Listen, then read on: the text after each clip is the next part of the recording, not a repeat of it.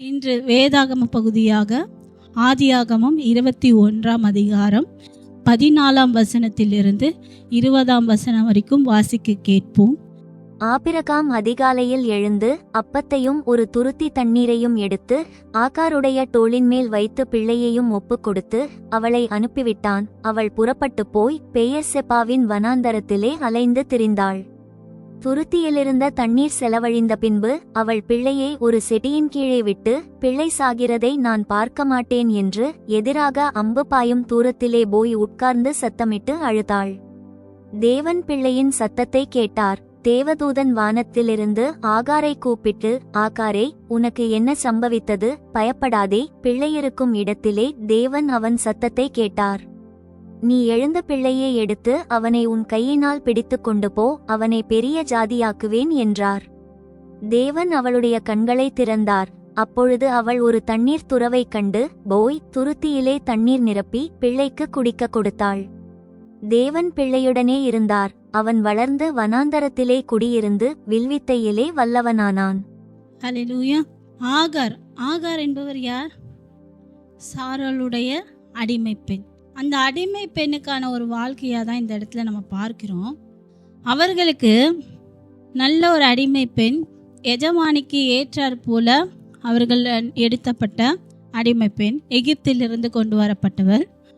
அந்த குடும்பத்துக்குள்ளாக எவ்வளோ சமாதானமாக இருக்க முடியுமோ அவளுடைய வேலைகள் எல்லாவற்றையும் செய்கிறவள். அது மட்டும் இல்லாமல் அந்த எஜமானி அம்மா, அதாவது சாராளுக்கு அவர் ரொம்ப மனதுக்கு ஏற்றமான ஒரு பெண்ணாக தான் இந்த ஆகாரை நம்ம பார்க்குறோம். ரொம்ப மனதுக்கு ஏற்றாற் போல் இருந்ததுனால மட்டும்தான் தன்னோட சந்ததியை இந்த பெண் மூலமாவது நம்ம எப்படியாவது கொண்டு வருவோம் அப்படின்னு சொல்லி ஆபிரகாமுக்கு ஆகாரை மறுமனையாட்டியாக கொடுக்குறாங்க. ஹல்லேலூயா. இதில் என்ன விஷயம் பார்த்தீங்கன்னா, ஆகாருக்கு அடிமை பெண்ணாக இருக்கும்போது கூட இவ்வளோ பிரச்சனைகள் வந்திருக்காது. ஆனால் ஆபிரகாம் மேரேஜ் பண்ணதுக்கு அப்புறமா, அந்த பிள்ளையை தாங்கினதுக்கு அப்புறமா அவளுக்கு நடக்கிற கொடுமைகளும் சரி, அவளுக்கு இருக்கிற ஒவ்வொரு விஷயங்களும் சரி, அவளை இன்னும் அதிகமான பயத்துக்குள்ளாக மாட்டுது. அப்போ தான் ஆகார் ஒரு பலத்தால் இடைக்கட்ட தேவன் ஒவ்வொரு வார்த்தைகளும் ஆகார் இடத்தில் பேசுகிறார். அவள் அடிமை பெண்ணாக இருக்கும்போது ஒரு நாள் கூட தேவன் அவரிடத்தில் பேசினது கிடையாது. ஆனால் இந்த மாதிரி விஷயங்கள் வரும்போது தேவன் அவரோட பேசுகிறார். ஆபிரகாமே, தான் சொந்தமாக இருக்கிற தன் புருஷனாக இருக்கிற ஆபிரகாமே தன் பிள்ளையையும் அவளையும் வெளியே அனுப்புகிறாரு. வெறும் துருத்தியில் தண்ணியையும் ஒரு அப்பத்தையும் கொடுத்து 2 பேரையும் வனாந்திரத்துக்கு நேராக அனுப்புகிறாரு. அவங்க போகும்போது அந்த தண்ணீர் தீர்ந்து விட்டது. ஸோ அதற்காக அவங்க என்ன பண்ணுறாங்க, இதுக்கு மேலே என் பிள்ளைக்கு நான் எதுவுமே கொடுக்க வாய்ப்பில்லையே, நான் எங்கே போய் யார் இடத்துல கேட்பேன்னு சொல்லி அவங்க அந்த பிள்ளையோட அழுகையோடைய ஒரு இடத்துல நிறுத்தி, நான் அந்த பிள்ளை இறக்குறத என்னால் பார்க்க முடியாது அப்படின்னு சொல்லி ஒரு ஓரமாக இப்போ உட்காடுறாங்க. ஸோ அப்போது தேவதூதர் என்ன கேட்குறாரு, பயப்படாதே, பிள்ளை இருக்கும் இடத்திலே தேவன் அவன் சத்தத்தை கேட்டார். தேவன் ஒவ்வொரு நாளும் நம்முடைய சத்தத்தை கேட்டுக்கொண்டு இருக்கிறார். ஆனால் நம்மளுடைய வேண்டுதல்கள் அதற்கேற்றாற் போல இருக்க வேண்டும். ஹல்லேலூயா. அங்கே ஒரு வாக்கு தத்தத்தை கொடுக்கிறார் பாருங்க. நீ எழுந்து பிள்ளையை எடுத்து, 18ஆம் வசனம், நீ எழுந்து பிள்ளையை எடுத்து அவனை உன் கைகளில் பிடித்து கொண்டு போ, அவனை பெரிய ஜாதியாக்குவேன் என்றார். பெரிய ஜாதி. ஒரே ஒரு பிள்ளை, ஒரு டீனேஜ் வயசில் தான் இருப்பான். அந்த பையனை வைத்து சொல்கிறாரு, அவனை வைத்து நான் ஒரு பெரிய ஜாதியாக மாற்றுவேன்ப்பா, நீ கவலைப்படாதம்மா, நீ அவனை கூட்டிகிட்டு போ, அவனுக்கு தேவையானதை நான் கொடுப்பேன், நீ அவனை கூட்டிகிட்டு போ, அவனை நீ தான் வளர்க்கணும், அதனால் அவனை நான் கண்டிப்பாக பெரிய ஜாதியாக மாற்றுவேன் அப்படின்னு தேவன் சொல்கிறார். அந்த வாக்கு தத்தத்தை கொடுத்ததுக்கு அப்புறம்தான் ஆகாருடைய மனக்கண்கள் திறக்கப்படுது. அந்த இடத்துல ஆல்ரெடி ஒரு ஊற்று இருந்திருக்கு, ஆனால் ஆகாருடைய கண்ணிற்கு அது தெரியல. தேவன் சொன்ன அந்த வாக்குத்தத்தத்தின் மூலமா அவளுடைய மனதும் இருதயமும் பூரிப்பாகி அந்த இடத்துல தான் ஆகாருடைய கண் திறக்கப்படுகிறது. அவளுடைய மனக்கண்கள் திறந்து அந்த இடத்துல துருத்தியில் தண்ணீரை நிரப்புற அளவுக்கு அந்த இடத்துல தண்ணியை அவள் பார்க்குறா. அதுக்கப்புறம் தான் பிள்ளைக்கு கொடுத்து அந்த பிள்ளையை வளர்த்து அந்த பிள்ளை வில்வித்தையிலும் பலனுள்ளவனாக மாறுகிறான். ஹல்லேலூயா. இந்த வாக்குத்தத்தத்தை கொடுத்த தூதனானவன் இதற்கு முன்பாகவும் ஆகார் இதே போல இப்போ எப்படி துரத்தப்பட்டாலோ அதே போல முன்பாக ஒரு இடத்துலையும் அவள் கர்ப்பமாக இருக்கும்போது துரத்தப்பட்டாள். அந்த இடத்துலையும் தேவன் ஒரு வாக்குத்தத்தத்தை அவளுக்கு என்று கொடுக்கிறார். பார்ப்போம். ஆதியாகமம் 16ஆம் அதிகாரம் 7ஆம் வசனம் முதல் 14ஆம் வசனம் வரை வாசிக்க கேட்போம். கர்த்தருடைய தூதனானவர் அவளை வனாந்தரத்திலே சூருக்கு போகிற வழியருகே இருக்கிற நீரூற்றண்டையில் கண்டு, சாராயின் அடிமை பெண்ணாகிய ஆகாரே, எங்கே இருந்து வருகிறாய், எங்கே போகிறாய் என்று கேட்டார். அவள், நான் என் நாச்சியாராகிய சாராயை விட்டு ஓடிப்போகிறேன் என்றாள். அப்பொழுது கர்த்தருடைய தூதனானவர், நீ உன் நாச்சியாரண்டைக்கு திரும்பிப் போய் அவள் கையின் கீழ் அடங்கியிரு என்றார். பின்னும் கர்த்தருடைய தூதனானவர் அவளை நோக்கி, உன் சந்ததியை மிகவும் பெருக பண்ணுவேன், அது பெருகி எண்ணி முடியாததாயிருக்கும் என்றார்.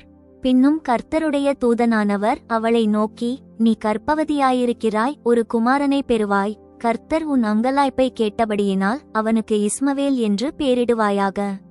அவன் துஷ்ட மனுஷனாயிருப்பான். அவனுடைய கை எல்லாருக்கும் விரோதமாகவும் எல்லாருடைய கையும் அவனுக்கு விரோதமாகவும் இருக்கும். தன் சகோதரர் எல்லாருக்கும் எதிராக குடியிருப்பான் என்றார். அப்பொழுது அவள், என்னை காண்பவரை நானும் இவ்விடத்தில் கண்டேன் அல்லவா என்று சொல்லி தன்னோடே பேசின கர்த்தருக்கு நீர் என்னை காண்கிற தேவன் என்று பேரிட்டாள். ஆகையால் அந்த துறவு பெயர் லகாய்ரோயி என்னப்பட்டது. அது காதேசுக்கும் பாரேத்துக்கும் நடுவே இருக்கிறது. ஹல்லேலூயா. இதற்கு முன்பாக எங்க சொல்றாரு? அவள் ஓடி போகும்போது, எங்க போற, நில்லு, எங்க போற, நீ போ, திரும்பவும் சாரா கிட்ட போயிடு. தூதனானவர் சொல்றார், நீ எங்க போறமா, நில்லு, பிள்ளைய வளர்க்க வேண்டதுக்கான இடம் எங்க இருக்கு, நீ தனியா போய் இந்த பிள்ளைய உன்னால வளர்க்க முடியாது. சாரா இடத்துல மட்டும்தான் வளர்க்க முடியும். அவள் இடத்துல மட்டும்தான் உன்னால அந்த பிள்ளைய ஒழுங்கா காத்து அதை வளர்க்க முடியும். அது மட்டும் இல்லாமல் அங்கே ஒரு வாக்குத்தத்தத்தையும் கொடுக்குறாரு, அவனை பெருக பண்ணுவேன், உன்னுடைய அங்கலாய்ப்பை கேட்டபடியால் அவனுக்கு இஸ்மவேல் என்று பெயரிடுவாயாக என்று. அந்த பெயர் முதல் கொண்டு அவர் சொல்லியிருக்காரு பாருங்க. ஆனாலும் அந்த இடத்துல ஒன்று சொல்கிறாரு, இஸ்மவேல் யாருன்றது, அவன் துஷ்ட மனுஷனாக இருப்பானா. என்ன இருப்பானா? துஷ்ட மனுஷனாக இருப்பானா. ரொம்ப தீங்கான காரியங்கள் செய்கிறவங்கள தான் என்ன சொல்லுவோம், நம்ம துஷ்ட மனுஷன் சொல்லுவோம். அது மட்டும் இல்லை, எல்லா கைகளுக்கும் விரோதமாகவும் எல்லாருடைய கைக்கும் அவனுக்கு விரோதமாகவும் இருக்கும். தன் சகோதரர் எல்லோருக்கும் எதிராகவும் குடியிருப்பான். அவனிடத்துல, இப்படி ஒரு மனுஷனிடத்துல யாராவது பக்கத்தில் இருக்க முடியுமா? கண்டிப்பாக இருக்கவே முடியாது. ஆனாலும் ஆகார் அந்த பிள்ளையை வளர்க்கணுன்றதுல ஒரு முடிவோடு இருக்கா. இதுவே நமக்கு யாராவது இந்த பிள்ளை ஊனமாக பிறக்கோ, அதை பிறக்கோ, இதை பிறக்கோன்னு சொல்லும்போது சில பேர் என்ன பண்ணுறாங்க, கர்ப்பமாக இருக்கும்போது அந்த பிள்ளையை கலைப்பதற்கான வழிகளை தான் நம்ம தேடுவோம் இல்லையா? ஆனால் பிள்ளையை குறித்து இவ்வளோ தெளிவாக சொல்கிறாங்க, அவன் ஒரு துஷ்ட மிருகமாக தான் இருப்பான். ஆனாலும் ஆகார் அந்த பிள்ளைக்கான பெரிய ஜாதியாக்குவே அப்படின்ற ஒரு வார்த்தையை அவள் மனதில் வைத்து, தேவன் என்னை காண்கின்ற தேவன், என்னுடைய அங்கலாய்ப்பை கேட்கிறார், என்னுடைய நாச்சியாரால் என்னை துரத்தப்பட்டாலும் தேவன் என்னை பார்க்கிறார், என்னை பார்த்து என்னோட அங்கலாய்ப்பை கேட்டதுனால இந்த பிள்ளைக்கு நான் இஸ்மவேல் என்று பேரிடுவேன் அப்படின்னு சொல்லி அந்த இடத்துல அந்த துறவுக்கு பேர் என்ன? லகாய்ரோயி. அதுக்கான அர்த்தம் என்ன? தேவன் என்னை காண்கின்ற தேவனாக இருக்கிறார்.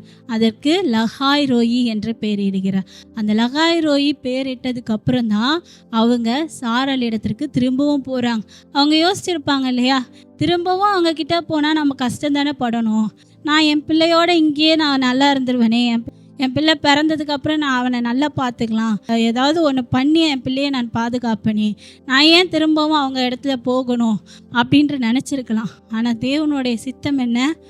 நாம் ஒருவருடைய கையில் அடங்கி இருக்கணும்னு இருந்துச்சுன்னா அந்த இடத்துல நமக்கு என்ன விதமான சந்தர்ப்ப சூழ்நிலைகள் வந்தாலும் அந்த இடத்துல நாம் அடங்கி இருக்க வேண்டும். சாராளிடத்தில் ஆகார் அடங்கினது போல நாமும் இந்த நாளிலும் எங்கே வேணாலும், ஆஃபீஸ்லேயும் சரி, ஊழிய பாதைகளிலும் சரி, வீட்லேயும் சரி, சில விஷயங்கள் நடக்கும் பொழுது நம்ம அடங்கி போய் தான் ஆக வேண்டும். அந்த அடக்குதல் இல்லை என்றால் நாம் வனாந்திரமாக சுற்றி கொண்டே இருக்க வேண்டியது தான். ஆனால் ஆகாரை போல நாம் கீழ்ப்படிந்து சாராளிடத்தில் போய் நம்ம அடிமையாக இருந்தாலும் அவளுடைய வார்த்தையின்படி நடந்து அந்த பிள்ளையை எடுப்பது போல நமக்கென்று தேவன் என்ன சித்தம் வைத்திருக்கிறார், நமக்குள்ளாக ஒரு டேலண்டோ இல்லை நம்மைய ஒரு ஊழிய பாதையில் நடப்பதற்கோ இல்லை என்றால் நம்மை கொண்டு இன்னொருத்தவர்களை ஆசீர்வதிப்பதற்காகவோ தான் நம்ம இங்கே படைத்திருப்பார். ஸோ தேவன் நமக்கென்று என்ன சித்தம் வைத்திருக்கிறாரோ அதை நாம் வளர்க்க வேண்டும். அதை நாம் எப்படி வளர்த்து அடுத்தவர்களிடத்தில் கொண்டு போய் சேர்க்கணுமோ அதற்கு நாம் ஒரு இடத்தில் ஒரு மனிதரிடமோ அல்லது ஒரு சபையிடமோ நாம் அடங்கி இருக்க வேண்டும். அந்த அடங்குதல் இருந்தால் மட்டுமே அடுத்ததாக நாம் வெளியே வரும் பொழுது தேவன் நம்மை காண்கிற தேவன் எப்பொழுதும் பார்த்து கொண்டிருக்கிறார். நமக்கான நேரம், நமக்கான நாள் வரும்போது நம்மை இந்த இடத்திலிருந்து கொண்டு போய் பெரிய அற்புதங்கள், பெரிய அதிசயங்கள், இஸ்மவேலை எப்படி வில்வித்தைனா எவ்வளோ காட்டு மிருகங்களை பார்த்துருப்பான், அது எல்லாவற்றையும் அவன் சாகடிக்க வல்லவனாக இருந்தானா அந்த வில்வித்தையில் எவ்வளோ பலசாலியாக இருந்திருப்பான். அதுபோல் நம்மளுடைய வாழ்க்கையில் என்ன பிரச்சனைகள் இருந்தாலும், யாருக்காவது நம்ம அடிமைப்பட்டிருக்கோம், கடன்களில் அடிமைப்பட்டிருப்போம், மனிதர்களுக்கு அடிமைப்பட்டிருப்போம், ஆஃபீஸில் சில டைம் கேஷ் ஏதாவது வாங்கியிருப்போம், ஆனால் அவங்க பேசுகிற வார்த்தைகள் நம்மளால் கேட்க முடியாது. என் பிள்ளைக்காக வாங்கிட்டேன், என் குடும்பத்திற்காக வாங்கிட்டேன், ஆனால் என்னால் ஒன்றுமே பண்ண முடியலையேன்னு சொல்கிறவங்க நிறைய பேர் இருக்கீங்க.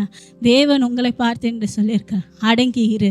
இன்று நீ அடங்கி இருந்தால் நாளை உன்னை பெரிய ஜாதியாய் மாற்றுவேன் என்று தேவன் சொல்லுகிறார். ஹல்லேலூயா.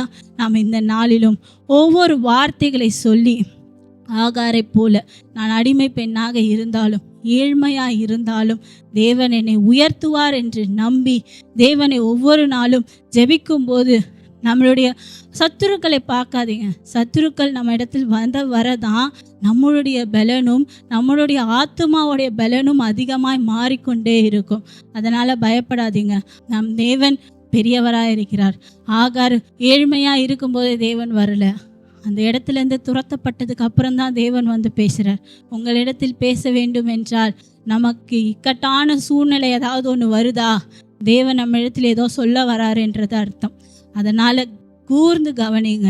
என்னப்பா, ஏன் இந்த பிரச்சனை எனக்கு வருது? இவ்வளோ நாள் நல்லா தானே போயிட்டு இருந்துச்சு, ஏன் திடீர்னு இந்த மாதிரி ஒரு பிரச்சனைகள் வருது? நான் நம்பினவங்களே எனக்கு இப்படி ஒரு துரோகம் பண்ணுறாங்களே அப்படின்ற ஒரு வார்த்தைகள் நமக்குள்ளே என்னைக்கு தோன்றுதோ அன்னைக்கு தேவன் நம்மளை எடுத்து பயன்படுத்த போகிறார் என்று ஒரு அர்த்தம் இருக்கிறது. அதனால் தேவனிடத்தில் என்ன பாரங்கள் இருந்தாலும் அதை அவர் மேல் செலுத்தி, அப்பா உம்முடைய சித்தத்தின் போல என்னை நடத்துங்கப்பா, நீங்கள் என்னை பார்த்து கொண்டு இருக்கீங்க, ஒவ்வொரு நாளும் நம்மளை பார்க்கிறார். நம்ம போகும்போது வரும்போதும் என்ன வேலைகள் செய்தாலும் மறைவான காரியங்கள் செய்தாலும் தேவனிடத்தில் இருந்து நம்மளால் தப்பிக்கவே முடியாது. அதனால் ரொம்ப ஜாக்கிரதையோடு காரியங்கள் வரும்போது பலனோடு சோர்ந்து போயிடாதீங்க.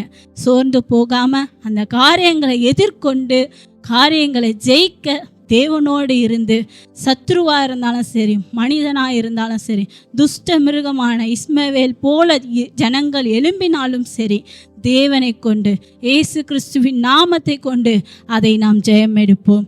ஆகாரை போல எகிப்திலிருந்து அழைத்து கொண்டு வந்த தகப்பனே உமக்கு நன்றி ராஜா. பலவிதமான சூழ்நிலைகளை இருந்தோ நாங்கள் தப்பித்து ஓட நினைத்தாலும் எங்களை திரும்பவும் உம் செட்டைக்குள்ள அடைத்து காத்து கொண்டு இருக்கிறீரே, உமக்கு நன்றி தகப்பனே. இந்த நாளிலே எங்களை முழுவதுமாக உம் கையில் ஒப்பு கொடுத்திருக்கிறோம். எங்களை உம்முடைய சித்தத்தின்படி நடத்துங்க. உம்முடைய வசனத்தின்படி, உம்முடைய வார்த்தையின்படி, உம்முடைய பாதையில் நடக்க எங்களை வழிவாசலை திறந்துடுங்க. நீர் ஒருவரே எங்களுக்கு போதும். நீரே எங்களை பலப்படுத்துங்க. இன்னும் வல்லமையான காரியங்கள் எங்களிடத்திலிருந்து வெளிப்பட உதவி செய்யுங்க அப்பா. மற்றவர்களுக்கு எங்களிடத்தில் இருந்த இயேசு கிறிஸ்து வெளிப்பட உதவி செய்யுங்க. நீரே பொறுப்பெடுத்து வழி நடத்துங்க. இயேசு கிறிஸ்துவின் நாமத்தில் ஜெபிக்கிறேன் ஜீவனுள்ள நல்ல பிதாவே, ஆமென். சேர்ந்து சொல்லுவோம். என் ஆத்துமாவே கர்த்தரை ஸ்தோத்திரி, என் முழு உள்ளமே பரிசுத்த நாமத்தை ஸ்தோத்திரி. என் ஆத்துமாவே கர்த்தரை ஸ்தோத்திரி, கர்த்தர் செய்த சகல உபகாரங்களையும் மறவாதே. ஆமேன் ஆமேன். கர்த்தர் தாமே உங்கள் அனைவரையும் ஆசீர்வதிப்பாராக. ஆமேன்.